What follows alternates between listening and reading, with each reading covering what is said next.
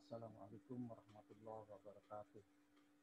Jumpa lagi dengan guru SMA Negeri 9. Hari ini Bapak akan menerangkan tentang pelajaran sosiologi yang berjudul konflik, kekerasan, dan perdamaian. Yang materinya pemetaan konflik dan resolusi konflik.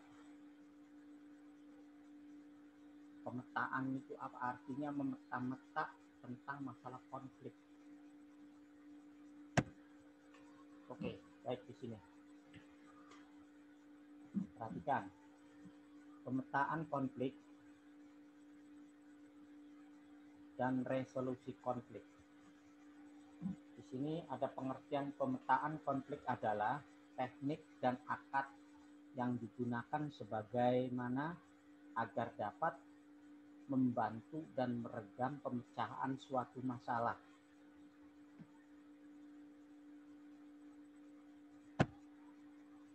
Ini contoh gambar konflik horizontal. Contoh konflik gambar vertikal dan horizontal. Beberapa contoh atau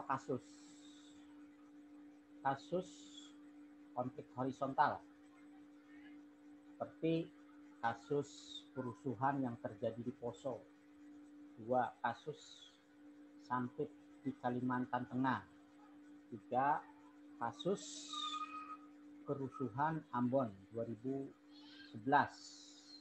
Ini namanya kasus horizontal. Sedangkan yang kasus vertikalnya yaitu kasus Gerakan Aceh Merdeka, kasus Operasi Papua Merdeka, kasus antara buruh dan perusahaan. Ya, baik, ini pendapat para tokoh. Antara lain pendapat para tokoh Simon Fisher. Menurut mereka, pemetaan konflik adalah meliputi pihak-pihak berkonflik dan aspirasi dari berbagai pihak dalam pemetaan konflik di setiap masyarakat akan berbeda. Ada 2 dalam pemetaan konflik, yaitu 1, pemetaan konflik sederhana,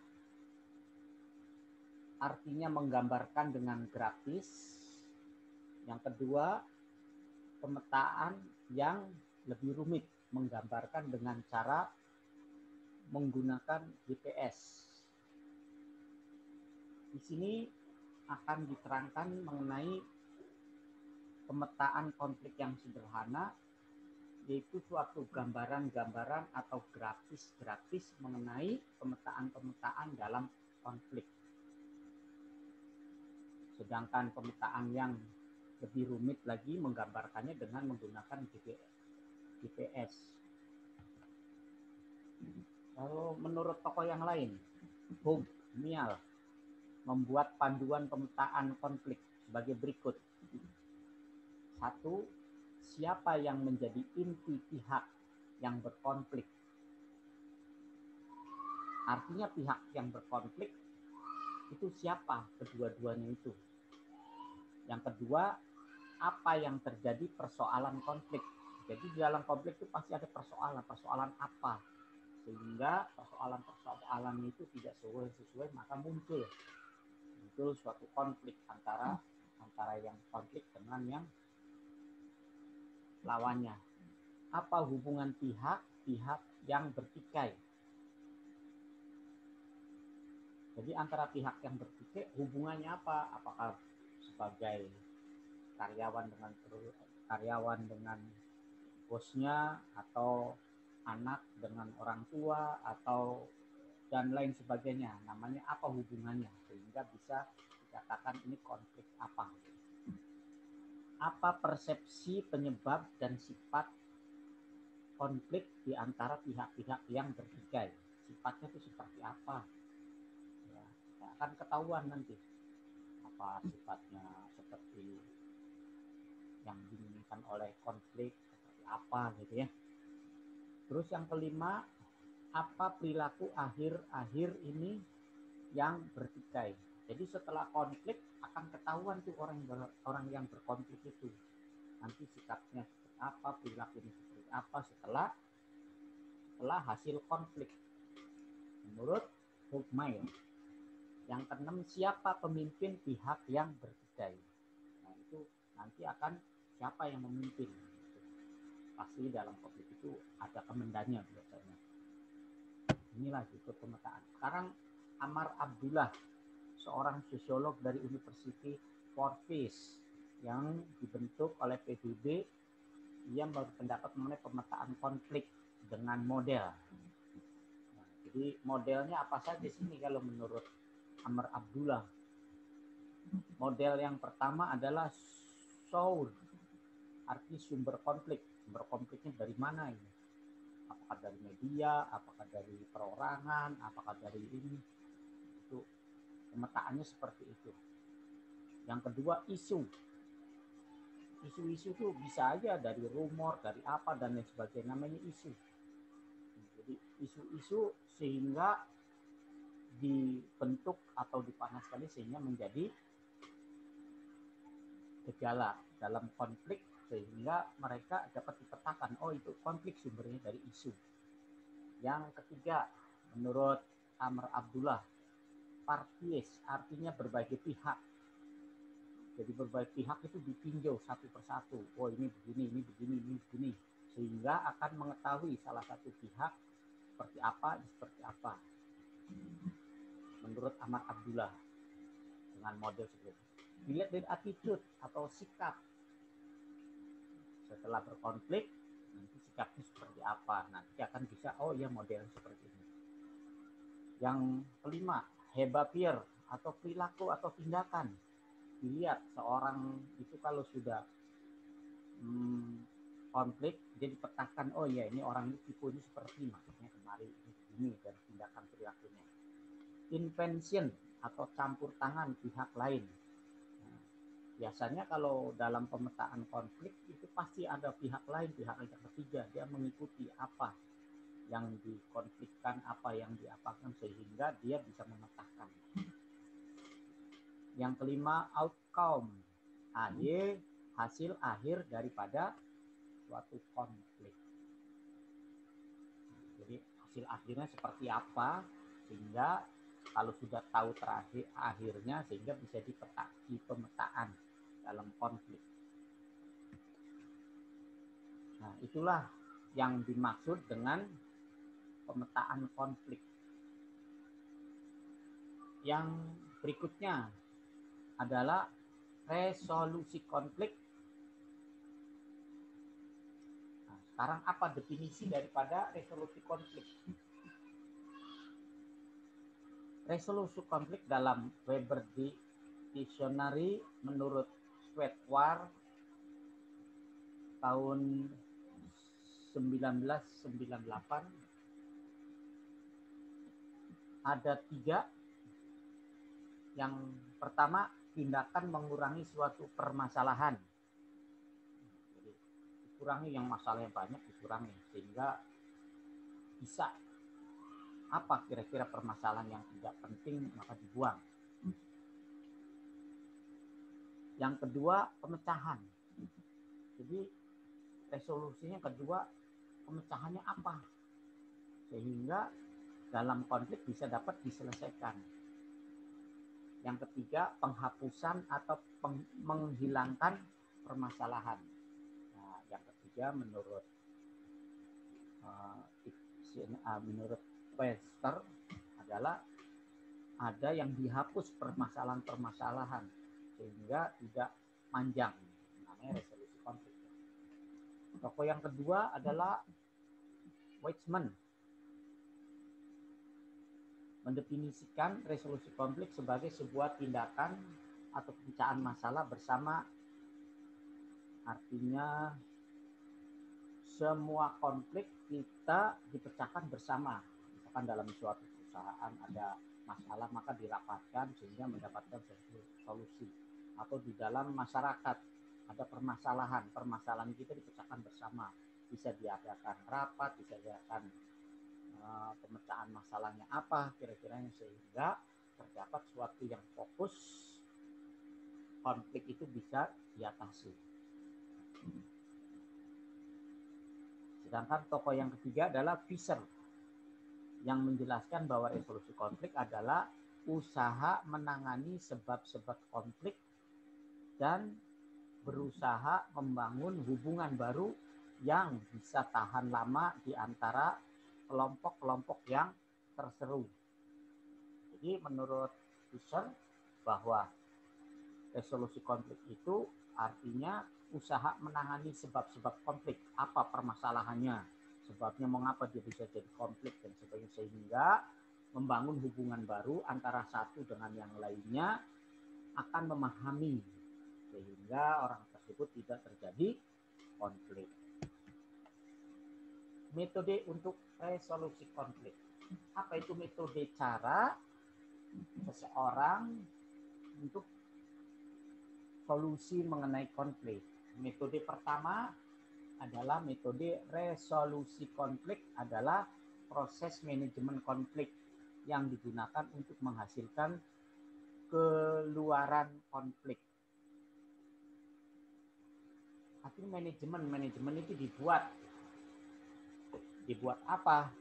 Dibuat apa dalam konflik itu, dalam permasalahannya.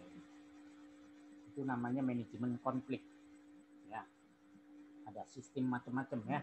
Ada akomodasi, ada kompromi, ada mediasi, ada adjudikasi dan sebagainya. Itu namanya manajemen konflik. Metode resolusi konflik dikelompokkan menjadi dua. Yang pertama self regulation, yang kedua third party intervention.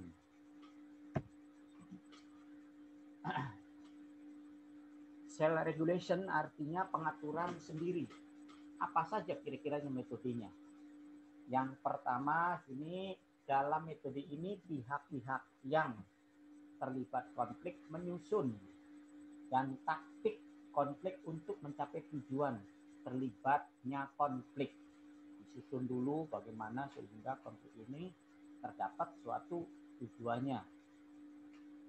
Pihak-pihak yang kedua, pihak-pihak yang terlibat konflik saling mengadakan pendekatan dan negosiasi untuk menyelesaikan konflik dan menciptakan keluaran konflik yang diharapkannya. Jadi yang kedua adalah bisa pendekatan ini secara negosiasi. Nego itu artinya bisa dengan cara bargaining, bisa dengan cara ya penyelesaian konflik, namanya negosiasi ya.